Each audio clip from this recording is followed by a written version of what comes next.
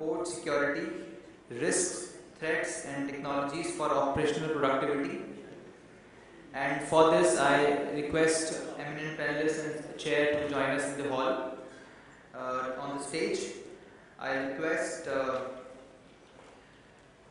the session chair, DIG Donny Michael, TM Gallantry, Chief Staff Officer Operations, Coast Guard Commander, Western Seaboard, Mumbai, to please join us on stage, and a round of applause for Mr. Donny.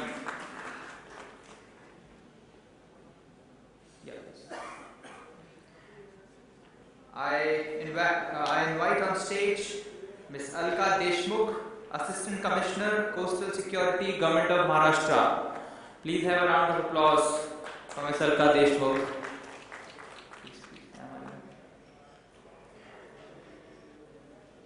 We invite our guest from Gujarat, Mr. Kalpesh Vitlani, Chief General Manager of IT in Gujarat Maritime Board. Please welcome him with a round of applause. Though it's the last session of the day, but let's keep our energy high, and we expect that panel will also do the same.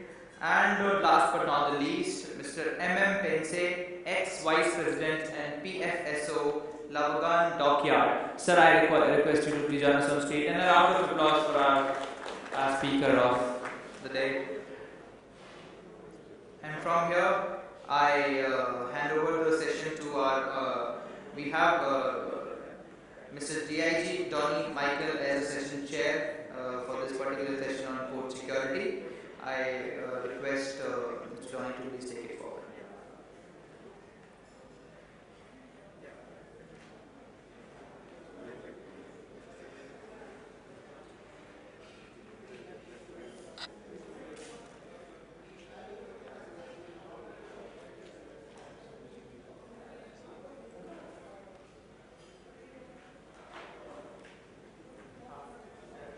After this panel discussion, we'll have a special address by Mr. Sabyasachi Hajara, ex-CMD Shipping Corporation of India and Chief and Chairman of MAPS. After this, that will be the last address of the day. Good afternoon, everyone. Thank you, the IETS, for inviting me to address and making me the chair of this session. I welcome the panelists for this last session. Gentlemen and ladies, coastal security and port security is a separate subject by itself. It has gained a lot of importance the last few years, especially post 26/11 incident, which you all are aware of. I've been attending many conferences. We used to have a separate session on port security lasting for about a day or two. We used to have, last week also we had some entire day devoted to coastal security. This subject is so vast, we can discuss anything under the sun, because if you have a magnifying lens and look at each nook and corner, we can find some of the risk element involved in the port or coastal security, and we also can determine what will be the consequences. Without much ado, I've been called to give a paper. I worked hard for that. I hope, if you permit, I'll just make this presentation briefly. Thereafter, we will ask our other panelists to make the presentation.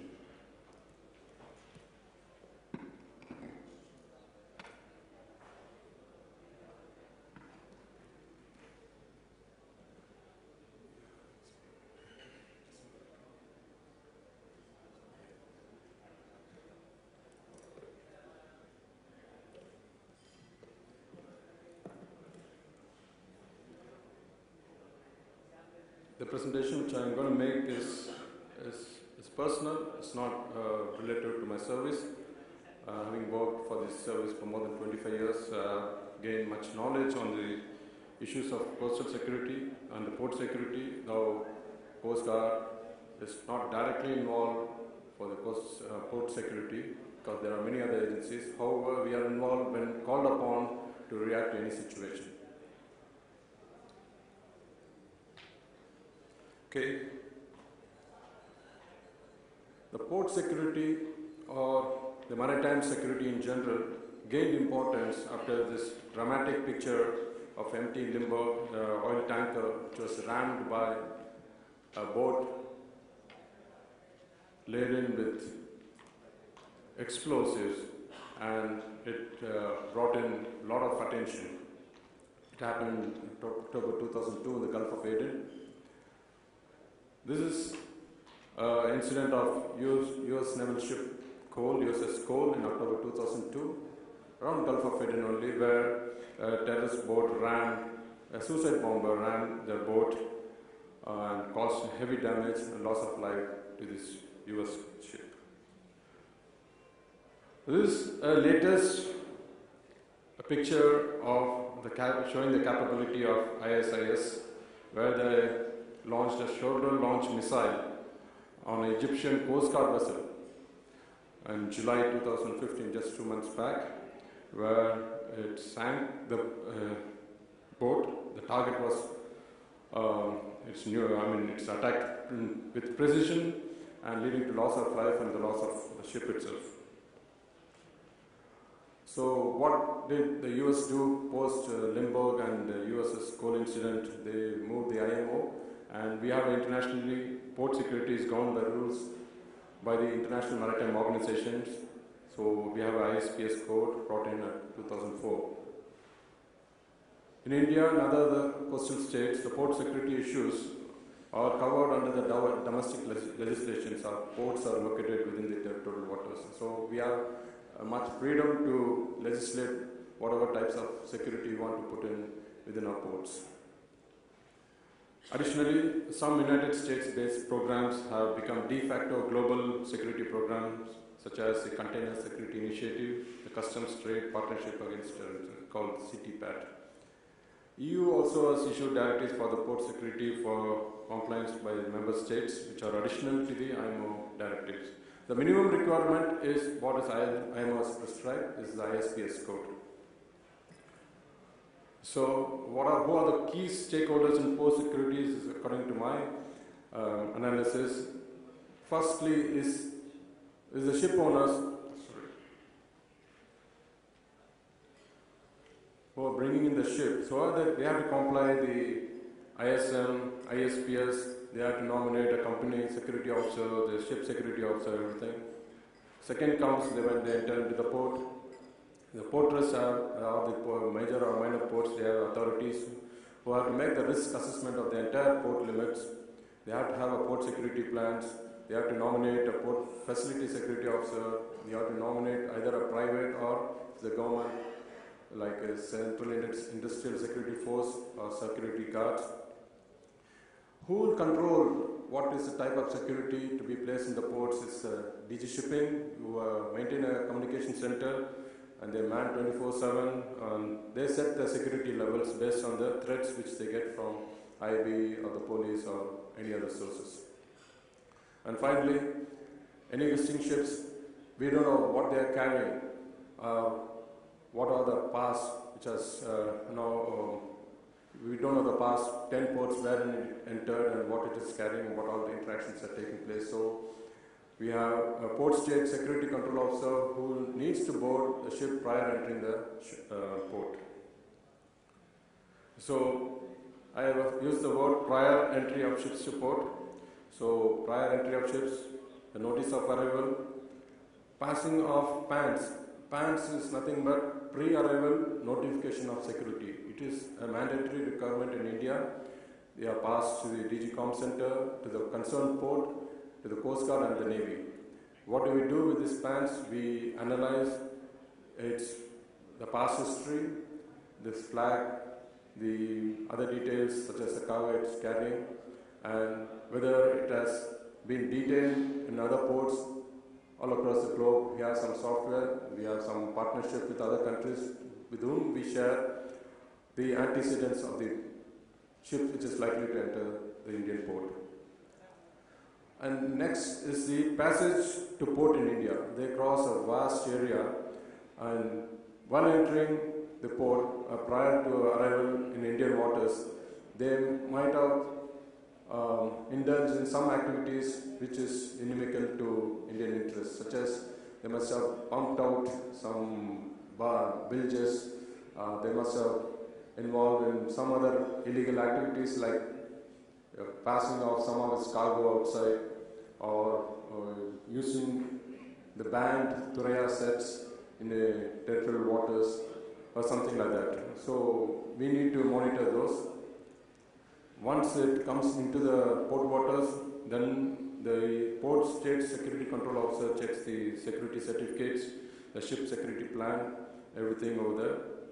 And thereafter there are other statutory clearances, such as if they are carrying private armed guards, they have to declare in the PANS, that is the pre-arrival notification of security. And if they are carrying the guards have to secure their weapons in a private place, and the customs has to go and seal that weapons also. Plus, the customs also undertake some bonding duties, and if they are carrying Thuraya sets also, they can declare it, and it can be also sealed and kept inside. And what do? We just get around 200 PANs received from the merchant ships in India. This is not 100%, I can say. It's around 70 to 80%. So we go behind all the ships which are entered the harbor without giving the PANs. We tell the ports not to allow them, give them entry, so that they comply with the laws of India. And we do acknowledge those PANs, because prior entering, the PANs is sent 24 hours prior entering Indian waters. And we just give them the fishing template, because they are scared. You know the incident of Enrica Alexi, where small fishing boats approach near them. They should not indulge in discriminate firing on them.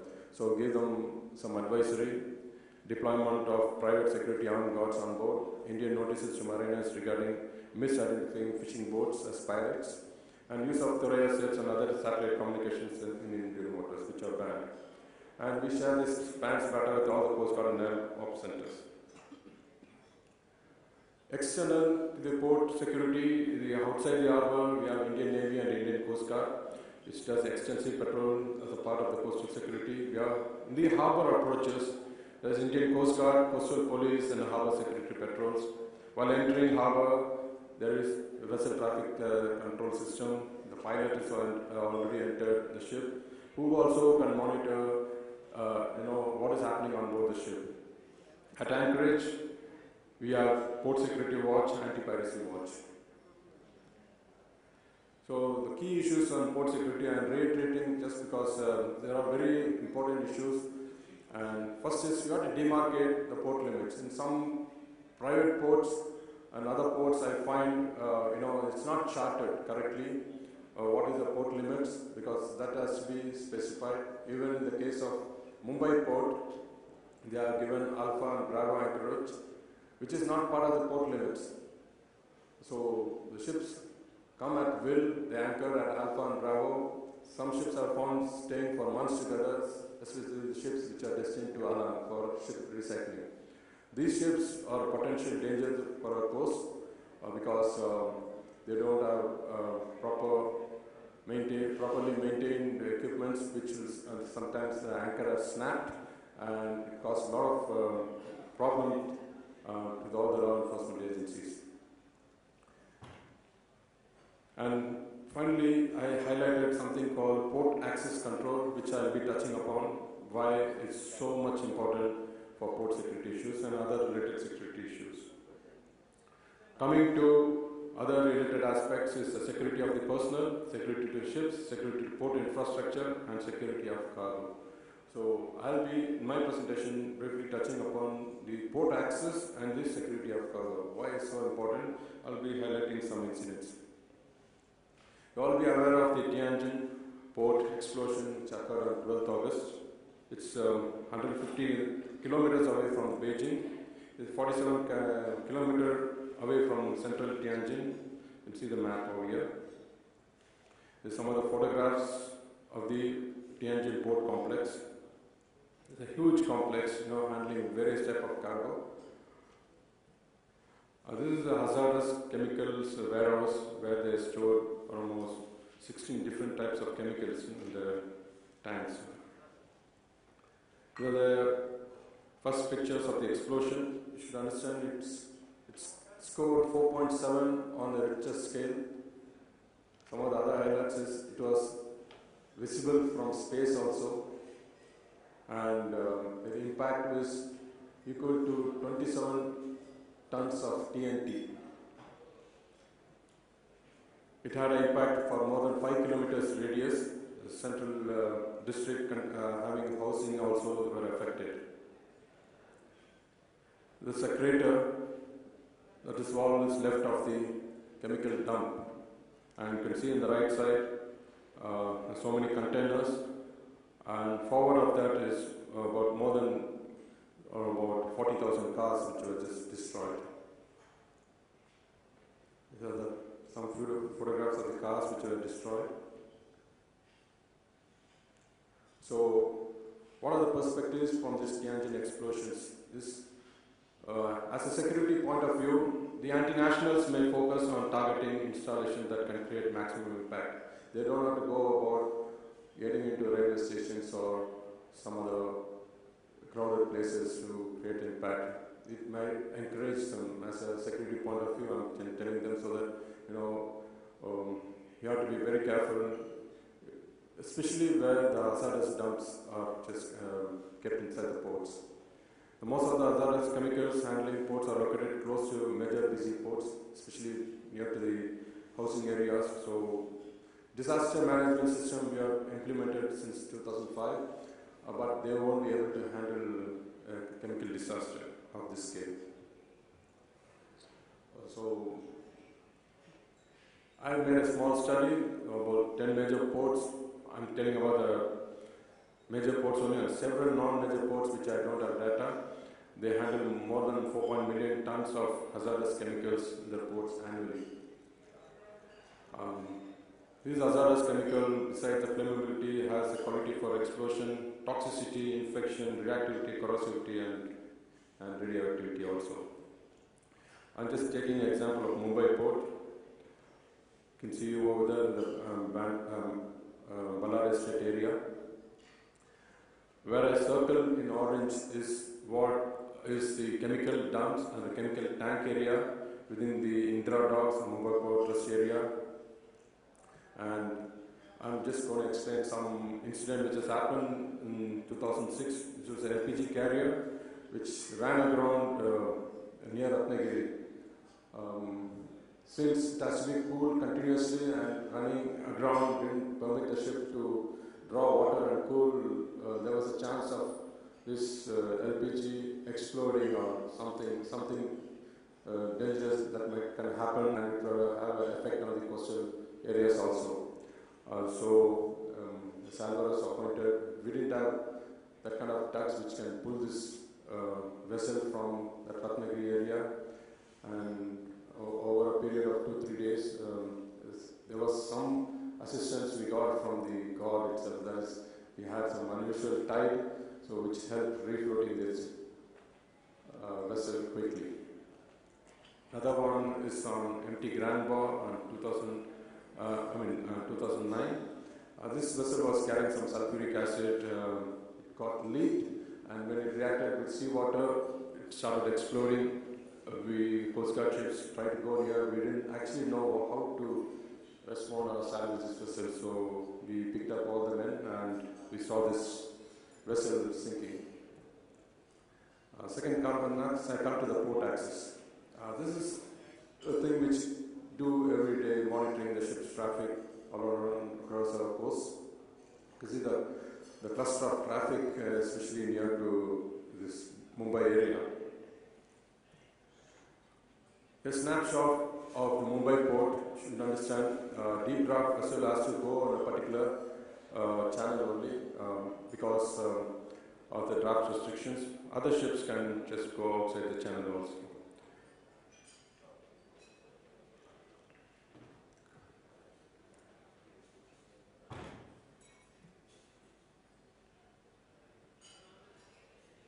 excuse me, sir.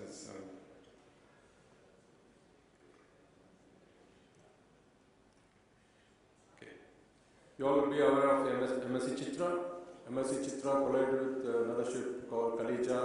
It was almost inside the channel, but the credit should go to the pilot who was there and who was advising through VHF only, and to the master who intentionally ran it around to keep away from the channel. As you can see MSC Chitra here, and the oil spill which has moved interior all over caused a lot of damage to the coastal areas. And actually what happened when the incidents happened, there were several floating containers. You can see that almost more than 300 containers which blocked the traffic inside the port.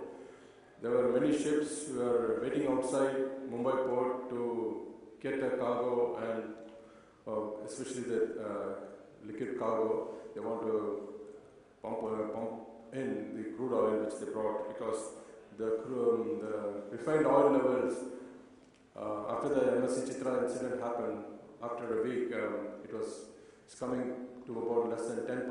So that was a crunch which was faced in Mumbai at that point of time, because we have many refiners located inside Mumbai port. And that's where the time the Indian Coast Guard and the Indian Navy utilized the minesweeper. We swept the channel, and including, you can see in the left-hand side,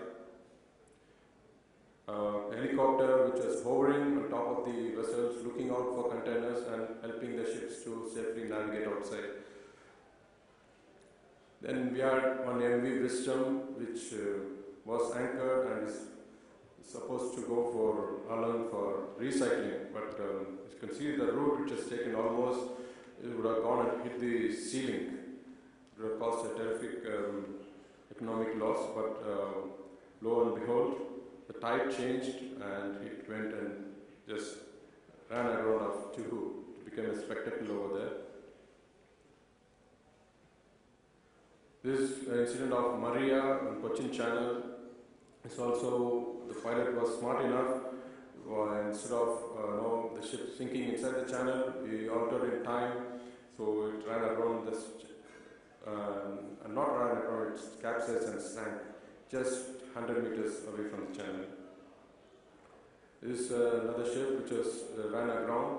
Actually, it was anchored, it dragged its anchor, crossed the channel and came and ran aground near to the Mangalore port. So you can see the dramatic pictures. 3 lives are lost. We were able to pick up 24 people over there. It's of MV Denden. This is MV Ocean Saria, the port people might know. It happened in 2006.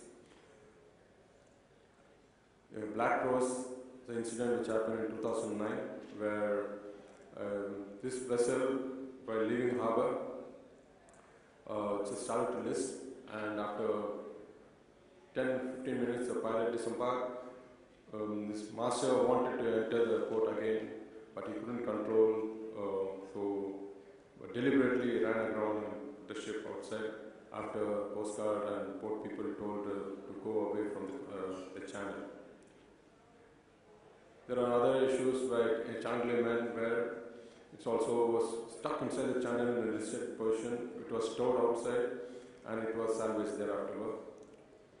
In Asian Forest, Mangalore, it capsized. The last is the Amsterdam Bridge. You will be aware, in 2012, it exploded. The pilot was there while it was leaving Mumbai port, and we undertook some firefighting, and it was right inside the channel. So the engines are operational. We forced the master to come out, and he shifted his anchor position to about 1 mile south of the channel.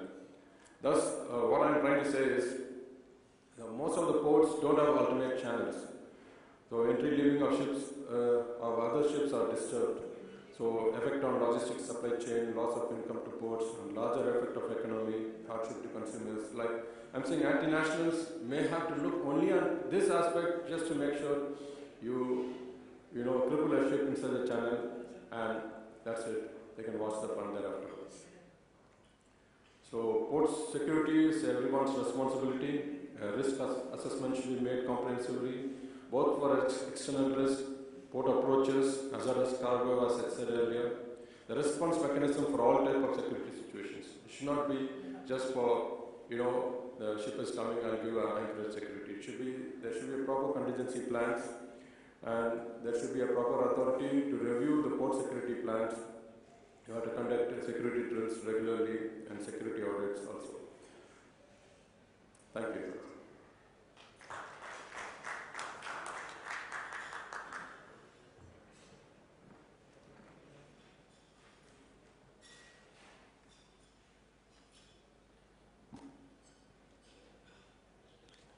May now, without much ado, call upon Alka Deshmukh, Assistant Commissioner, Postal Security, the Government of Maharashtra, to make the presentations.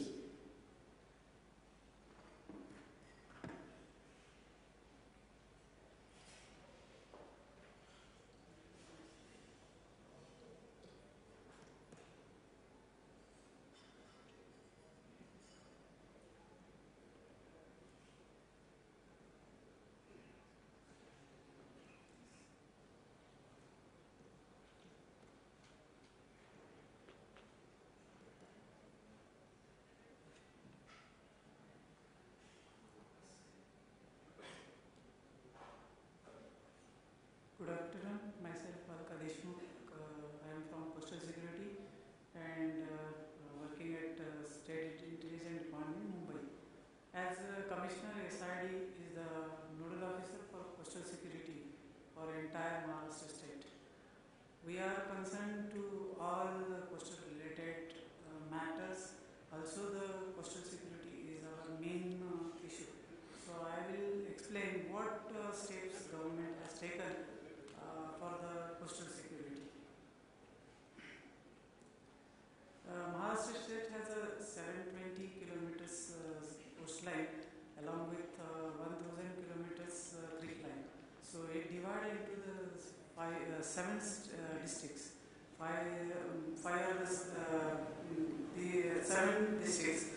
So major issues are related with the Mumbai and Navi Mumbai because they are very next to the crowded city. The coastline, which is having the districts, it is mentioned over here. Palghar has 17 kilometers, Thane has 20, Mumbai has 114. Navi Mumbai doesn't have the coastline directly; it is a creek line only.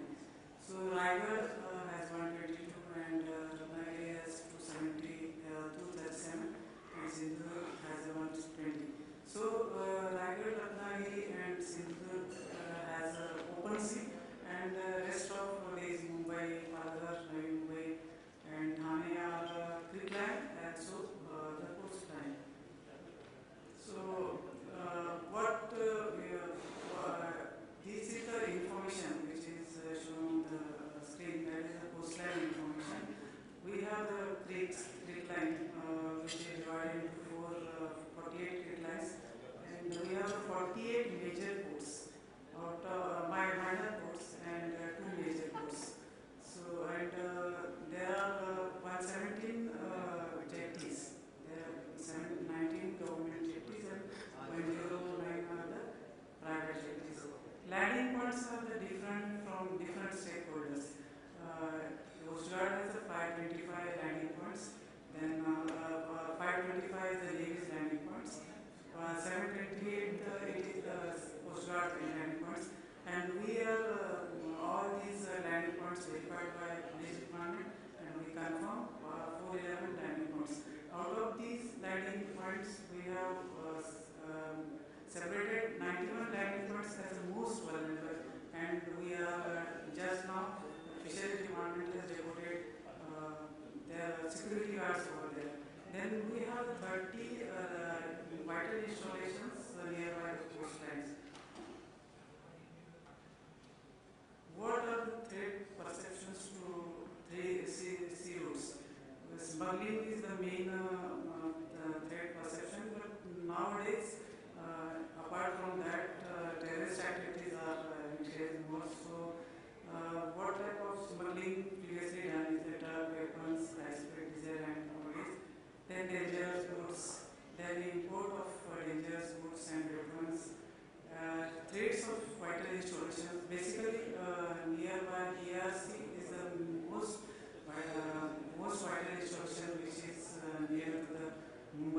means Navi Mumbai.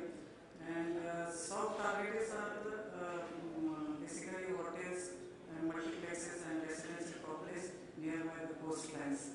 So, why this coastline becomes very important, or why it is comes in the pictures? Because of that 1993 blast, that which RDX, which is used in serial bomb blast of Mumbai, it comes from the see the sea route, and it is landed in the Shekhadi at district Raigad, and it is used thereafter for the serial blast in Mumbai. Then very serious incidents happened in 26/11 on the Mumbai terrorist attack on Mumbai. So it is very big incidents for us, and that's why government has introduced one coastal security scheme. And under that coastal security scheme, phase 1, they have sanctioned a lot of things for enhancing and strengthening of the coastal security. Basically, they sanctioned 19 coastal police stations in 2 phases, then 32 checkposts.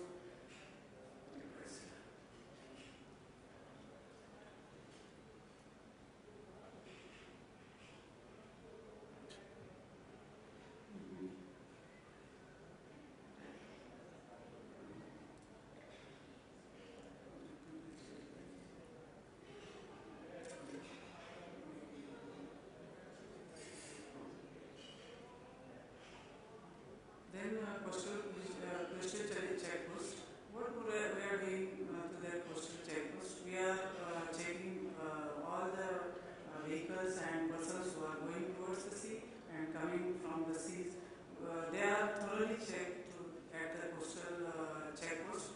Also, operational instead of constructing the jetties, we are starting operational rooms, constructing operation room 14 jetties, MMD jetties. Then we have at present we have 69 speedboats in the master with the master police, and through that speedboats we are doing the patrolling throughout the coastal area of the master.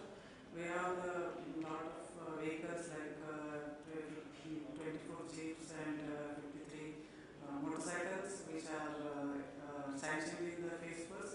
Secondly, they are also sanctioned 7 jeeps and 14. We are already vehicles with us, and by these all vehicles we are patrolling throughout the coastline, also in the entire coastal places. So basically, we have good friends or good inputs providers. They are the Sagar Rakshakas.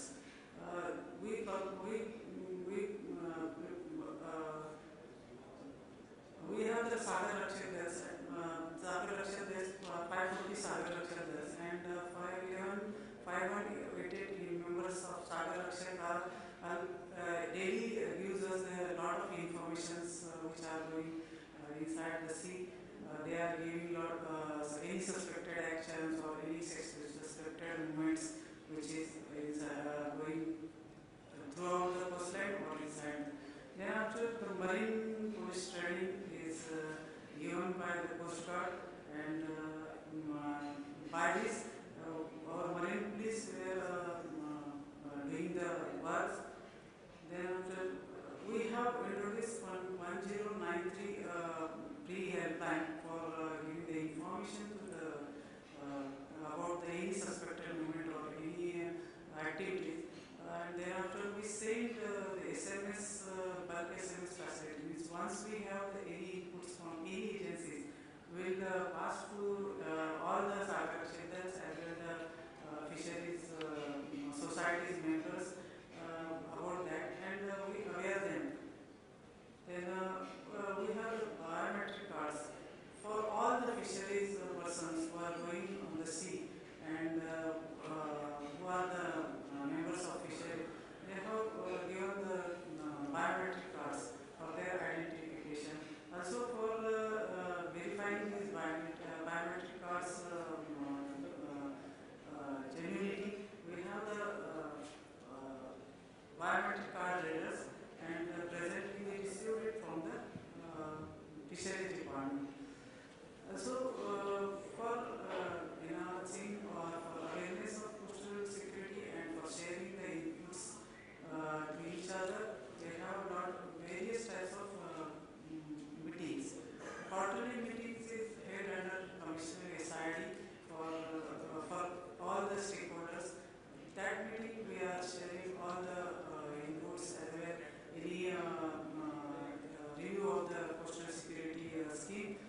district level meetings are held under the DCPs and SPs of concerned districts. They are the members of the Sagar sector as well the other stakeholders joining this meeting. And ACS just now ACS who started Friday meeting for seeking the pending issues and all the coastal related matters. Also, ISM meeting, intelligence sharing meeting has been organized by Coast Guard every month. That time, all the stakeholders are joining and we are sharing the inputs, information to each other, and then after, as per the information, we will take the next steps. Also, Coast Guard has held quarterly meetings for fishermen, heads of the fishermen societies, and discussions on seaborne related issues are discussed over there. Meetings of Sagar Circles and Fishing Society and Ground Circles are convened by the concerned coastal police stations in charges, and they aware them about the coastal security trends, what information, what inputs are there, they inform them, and Joint Coastal Operation Room is in Mumbai. The DC, Deputy Commissioner Security, is the nodal officer for that. For the establishment of that Joint Coastal Operation Center is for the done because of the previous matter. So 2611, after 2611, it is established. And it is under Navy. So, color coding of fishing vessels for the identification of vessels throughout the Maharashtra, government has given the 6 colors for the entire Maharashtra fishing coast. At present, that work is done by Fisheries Department, and then deployment of security ordnance, as I explained. On 91 that landing points, deployment of security ordnance has been started by Fisheries Department, and they will finish it shortly.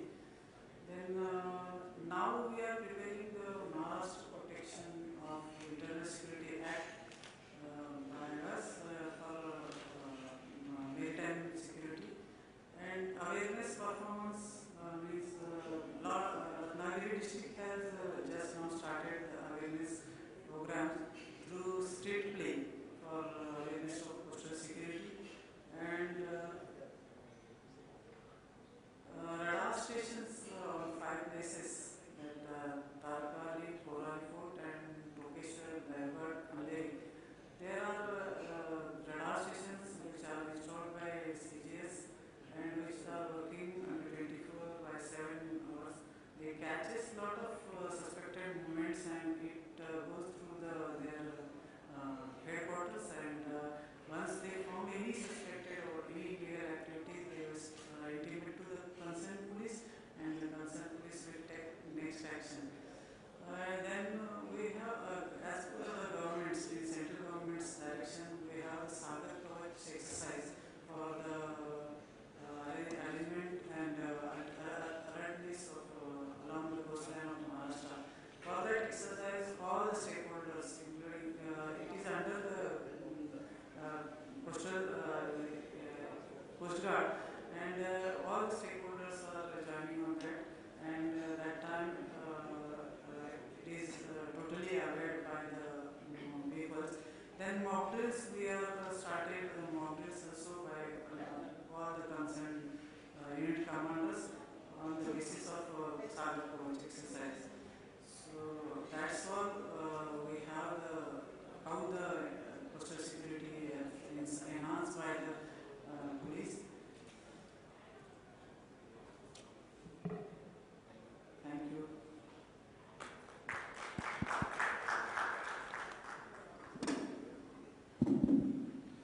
Thank you, Ms. Akka. I just want to share something here. We have a very good partnership with all the 9 coastal states of India and 4 union territories.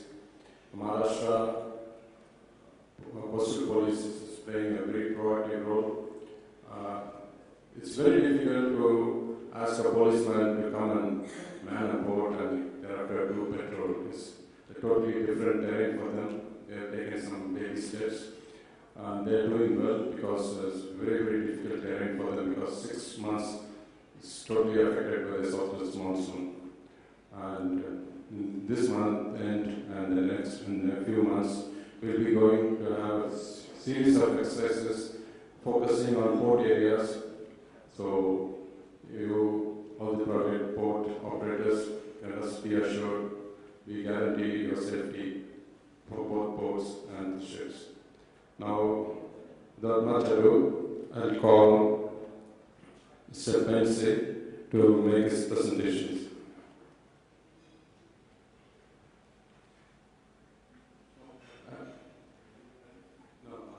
Mr. Pense, because he was talking on technology, so just kept the class.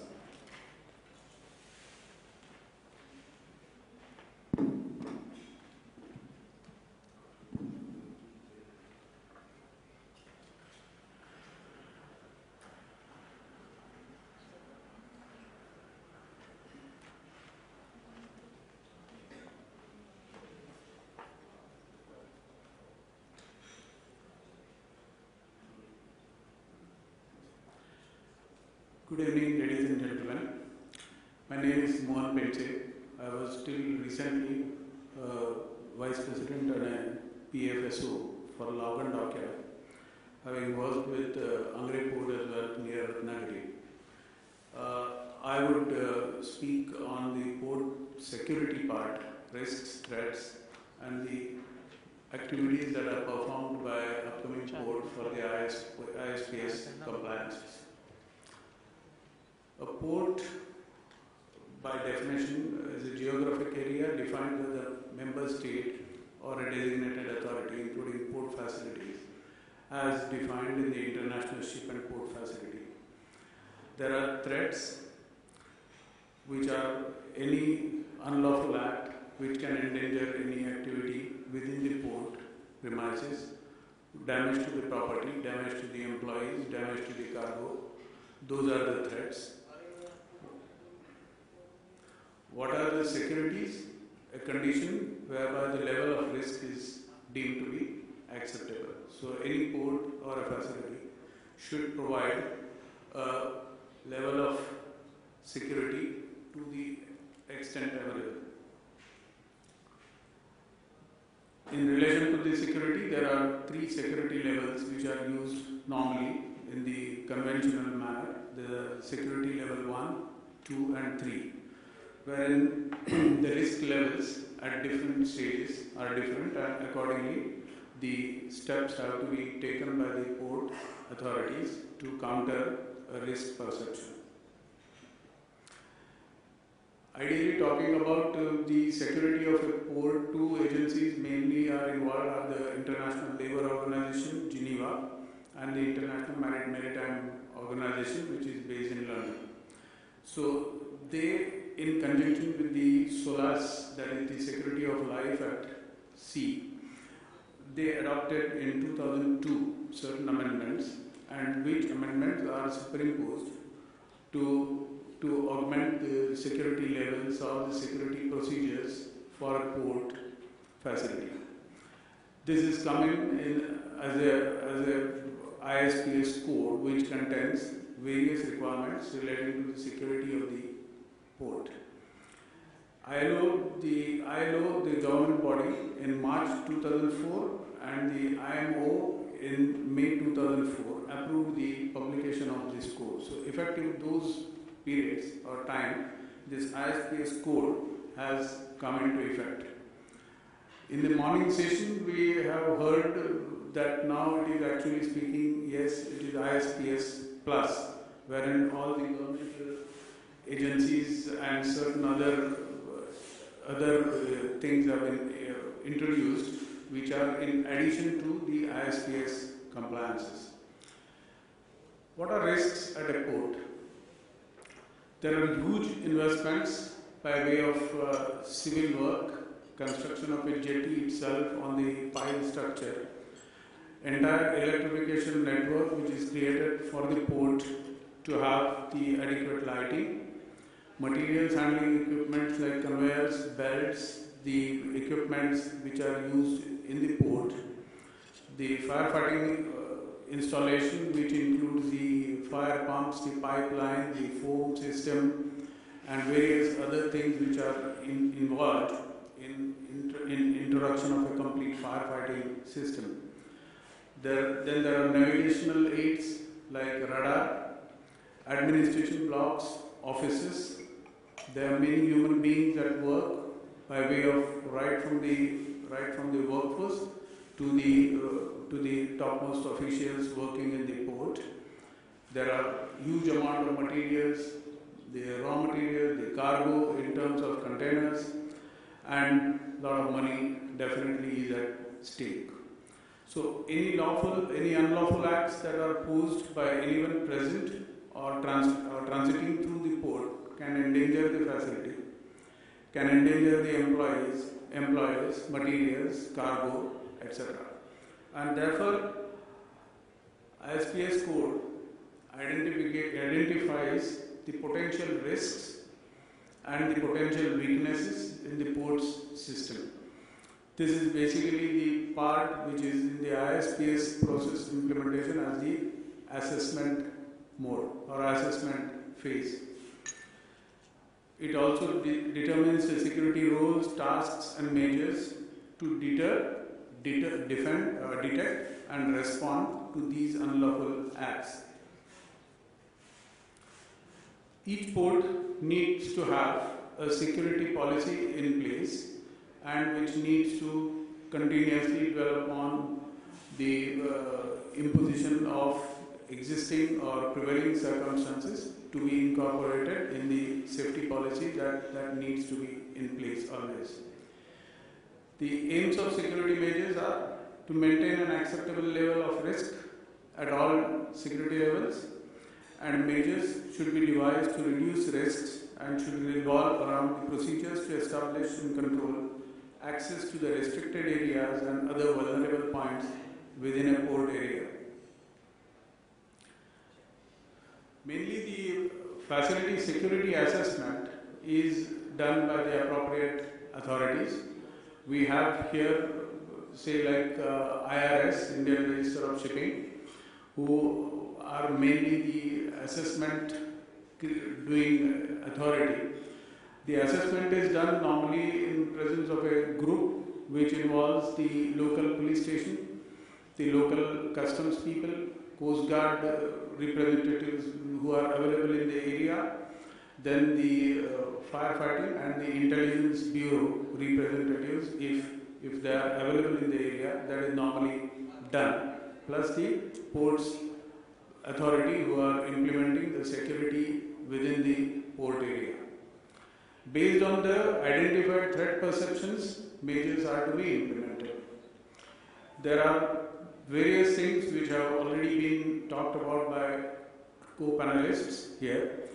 Things like access control, the personnel movements in and out, including port employees, seafarers, passengers, port agencies, all vehicles and handling equipment movements, including the staff cars, baggage, cargo trucks, containers, incoming, outgoing materials, and the scrap, etc. There has to be a process or a procedure that should be instituted, and that has to be done in toto. Physical controls like periphery boundary protection, main gate entry and exits, metal detectors, barricades, underbelly mirrors, watchtowers, display boards for operating in restricted areas, biometry, CCTV and binoculars. These are mainly the constituents which are going into the implementation of a ISPS code, which are necessarily to be maintained and kept in up-to-date working condition always. There are adequate lighting levels around the periphery and operating areas. The periphery has to have a predefined kind of height, the structure of the wall, the way it should be, and there has to be a clear space of about 5 to 10 meters that needs to be maintained outside, which should be a clear area. Standby power supply in case of power outage. Firefighting system with a standby pump. So the firefighting system normally should have a diesel pump in presence, not only the electric pump. Navigational aids like radar and its protection by itself, the radar tower should be a well protected installation. High-speed petrol boat as per the guidelines of DG shipping are some of the essential elements in the ISPS implementation. There are needs to have a port security guide or a guideline to be developed. Security awareness and training of people has to be in place. A security agency which so far has to be in place was necessarily to be approved by the IG police in Navi Mumbai. Now also the other police departments and the other commissionerate has come into existence for the port security. There should be a port security advisory committee needing to be formed, which in different places needs to have the government administrative department, that is from the collectorate, the police, the firefighting people and the customs.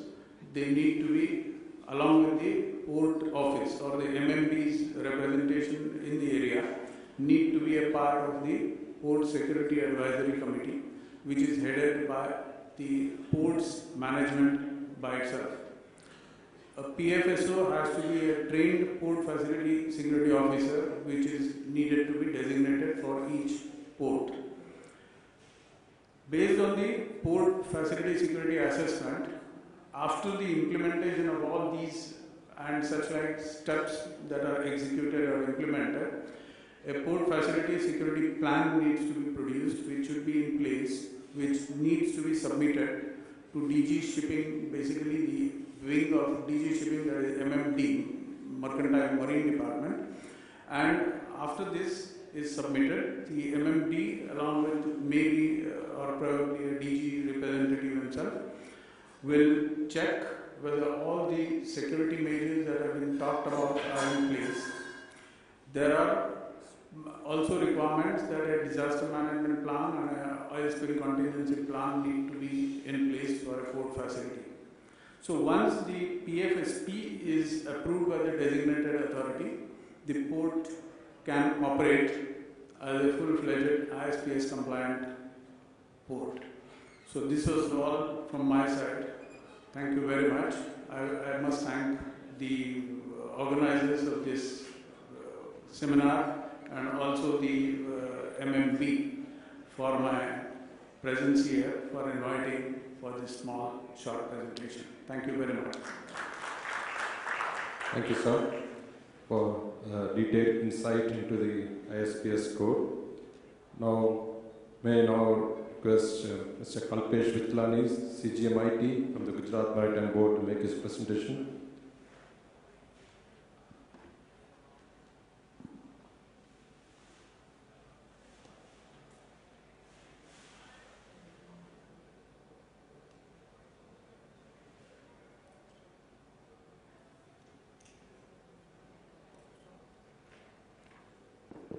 Thank you, Chair. Good evening, ladies and gentlemen. Organizer for giving me this opportunity. The last session from my side, and this basically all the aspects are covered during the daytimes. There are a lot of takeaways from the summit, and entire gamut of subjects has been discussed during the daytime. SES Home and Mr. Gorodia mentioned about the requirement of security and safety, and Mr. Gorodia has briefly mentioned about the intelligent surveillance system and dedicated people to watch the monitoring system. The whole thing has been explained by eminent panelists, major concern for the port authorities nowadays.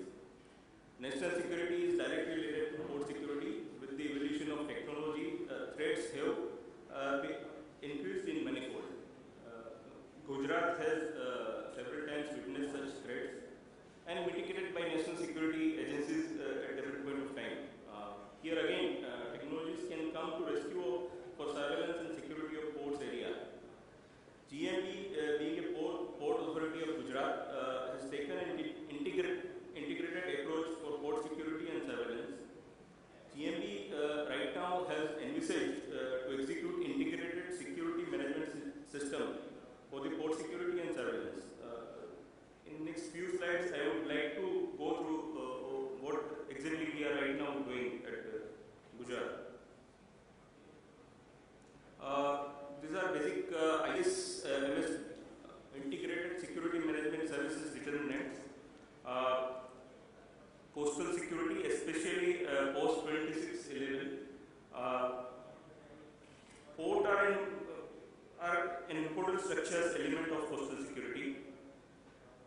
In fact, ISPS provisions and core of the security philosophy, these are the guidelines for any government agency. So the brief has been given by panelists. Then implementation along with IB directive we are getting from time to time. We are also implementing port management system, and along with that we are integrated security also.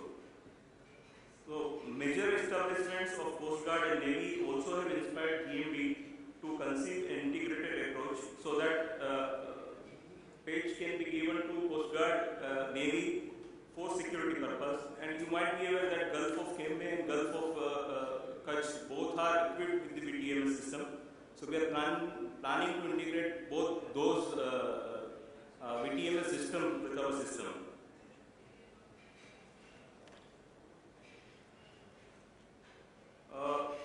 These are few of the examples how world has taken security, port security per se. Shanghai, Port of Hamilton, Auckland, they have security provisions, different type of provisions, and we are also taken examples of these ports and designed our system.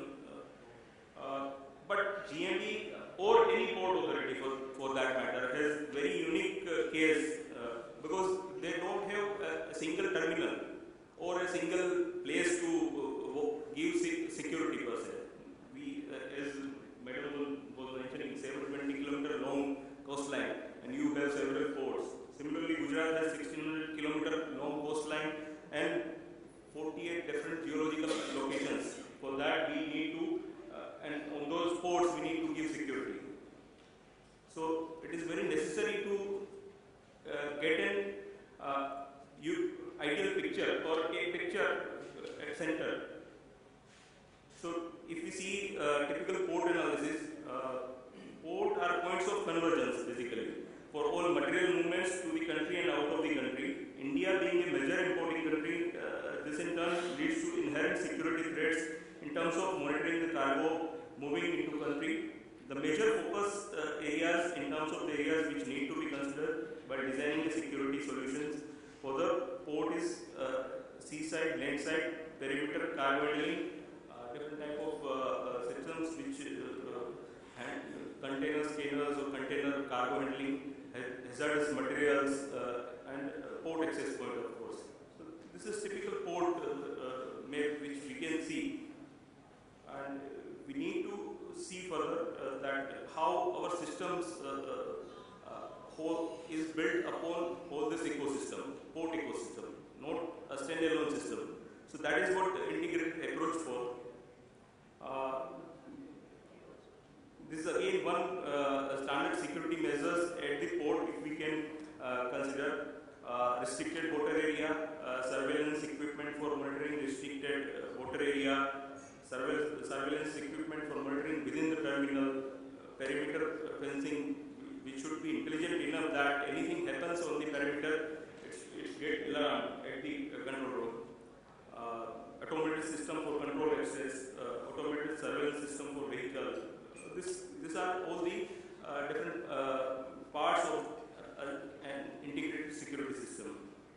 Of course, ISPS code has been discussed in length and depth by many panelists. So I'll skip all these things. We are getting different inputs from IB also.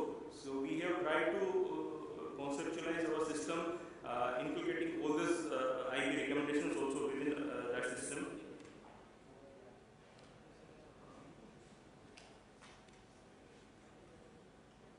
ISMS security philosophy is basically at the core we have physical assets which are made through different huge investment, and then this has been again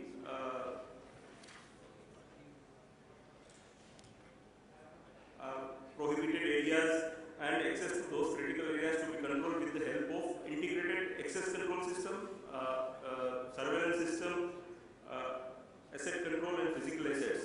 So these are four different layers which we have built upon for our security philosophy. And of course, this is integrated with the port operations also. So at a glance, we can get a total picture of the operations as well as security ports. So this is a TRAVA approach which says that threat, risk and vulnerability and basic, the major threats which with respect to the port scenario can be categorized basically natural threats or man-made threats. And there are several which was discussed by ma'am in depth. With the advent of technology, the number of man-made threats is categorized keep on increasing. The port authorities would also need to establish system. So that has driven us for that. And these are basic components which we have tried to put into that system. But of course, these all are IT based. So IP cameras, PTZ cameras, then perimeter intrusion, which is also IP based, vehicle tracking system, public address system, safety systems for fire and hazard, incident response, video surveillance and analytics, with two layers at port level and at our headquarter level. In fact, this is typical. We have one Navlaki port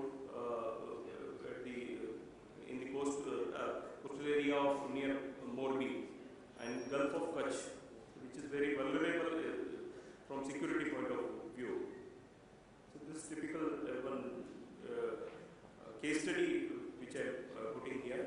And if you see ISMS and port subsections says that control room port entry to be restricted, smart fence to be installed, then area zoning of different type of areas which is essential, control room to be installed at the main port as well as at the Gandhinagar which we are planning. And this is all, again I am telling you, this is integrated. So that is what I am just emphasizing on. In command and control center is at Gandhinagar. Data is shared with the police, Coast Guard, Navy, and in fact, of course, VTMS towers also. So these are different technologies which we are right now utilizing for our concept: perimeter protection, access control, people, access control equipment. There are different type of technologies: surveillance, vehicle inspection, cargo inspection. These are, in fact, these all are IT enabled things which we can utilize for our security purpose, and we get the results what we desired. In fact, vehicular movement also we are trying to catch through our system. Then video surveillance is, of course, nowadays CCTV is very common that everybody is installing CCTV. But Mr. Gurudia was telling we need to really intelligently watch the CCTV footage. Then we will be able to get the desired result. Perimeter surveillance, which gives us the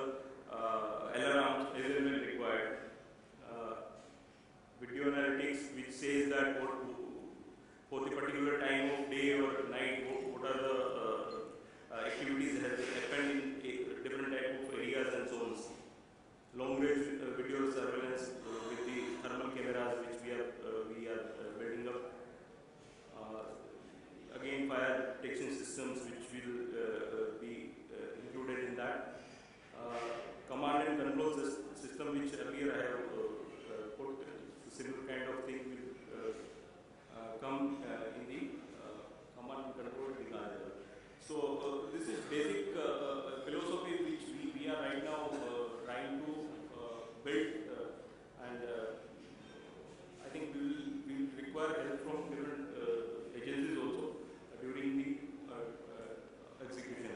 I thank you, Chair, for this opportunity. I thank you for hearing me at the last. Thank you, sir. Thank you very much. As a major stakeholder, the Coast Guard, the police, the port people, and the maritime boats, we always have a good relationship, and we continuously working upon to overcome certain challenges, because Coast Guard as such, we have a chain of static sensors, which includes radars, IR systems, communication systems, and weather system monitoring systems. With these systems, everything is integrated all through the entire 7,500 kilometer of coastline. Even having placed this system for more than 2 years, we have several challenges. Most of these radars are located in a remote place. One is located in Kanderi Island, where it is uninhabited. We have a problem of transporting the fuel to fuel the generator, and many times, because of the fuel, the power is not available. When the power is not available, the radar is not available. So we create a gap there. And sometimes the radars are working, the data is generated and supposed to be reaching a particular node. From that node, it's supposed to reach to a headquarter node. From node to node, it is transmitted through a BSNL line, and sometimes the BSNL line goes haywire. Sometimes they're digging out, sometimes some lightning. There are so many challenges. I understand such a vast project, you need redundancy. We have many layers of redundancy still.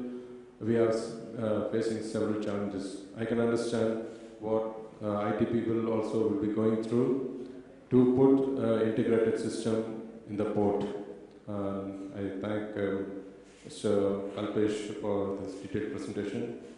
I also thank Ms. Alka for bringing out selling points of coastal security, because we can't give a secluded, standalone port security without taking into the overall coastal security into perspective.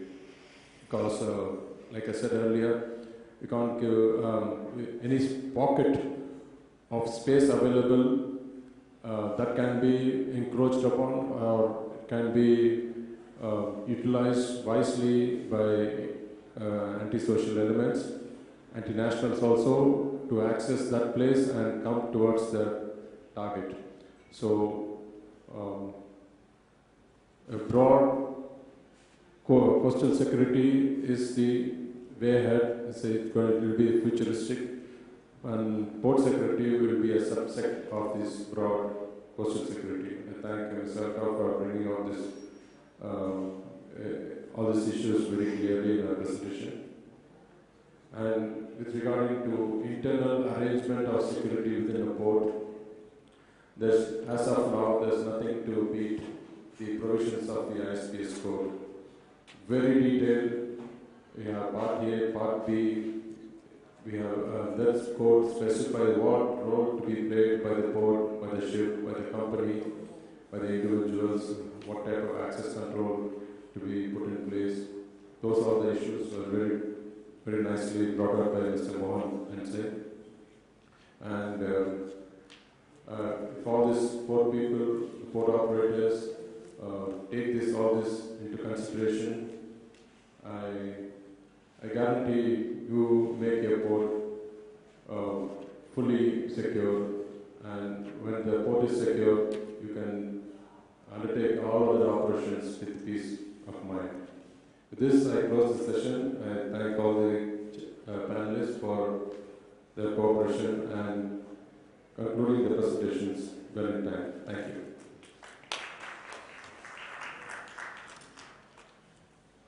Thank you very much, Mr. Tony Michael.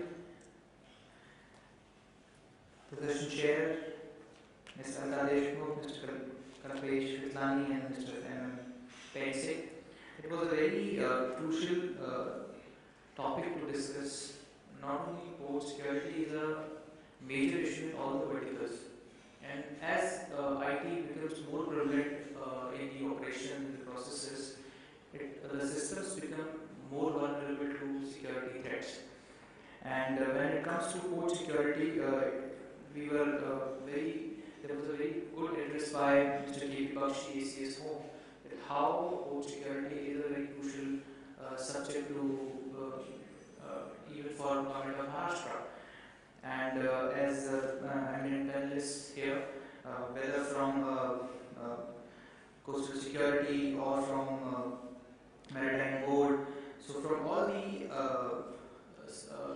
various stakeholders in terms of ports, they all have discussed here about the issues and how to resolve them. And I hope you all have got good idea about how this issue of port security can be dealt with in the port vertical. So with that, I would like to request Honorable Session Chair, Mr. DIG Tony Michael, Chief Staff Officer Operations Coast Guard Commander of Western Seaboard, Mumbai, to kindly present mementos to our eminent speakers for giving us their valuable time and sharing their valuable thoughts. To start with, Ms. Alka Deshmukh, Assistant Commissioner of Coastal Security in Government of Maharashtra. A round of applause for the officer. And Mr. Kalpesh Vitlani, Chief General Manager of IT in Gujarat Maritime Board, thanking him for coming all the way from Gujarat for sharing his views. Mr. M. Pense, who is ex-Vice President and PFSO at Lagwan Dockyard, for sharing his views with the PPT. Wonderful presentation. Thank you very much, sir. And I request Ms. Alka Deshmukh to please present a memento to our wonderful moderator, who actually executed the whole panel very nicely, the AG John Michael. And then I request for a group photo with their mementos